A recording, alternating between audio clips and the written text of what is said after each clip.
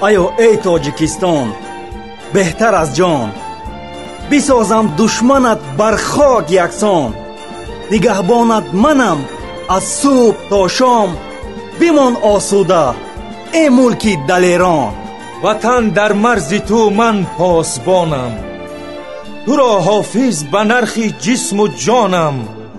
مرا چون قول و سوگند هست یک تا کفیلت ای وطن تا جاویدانم منم سربازی با ناموس و با آر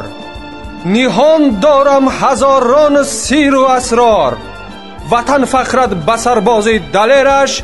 همه عالم بود از ما خبردار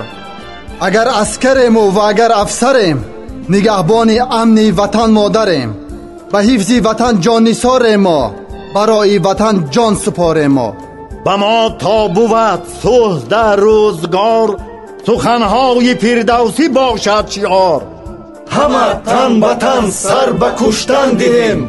از آن به که کشور به دشمن دهیم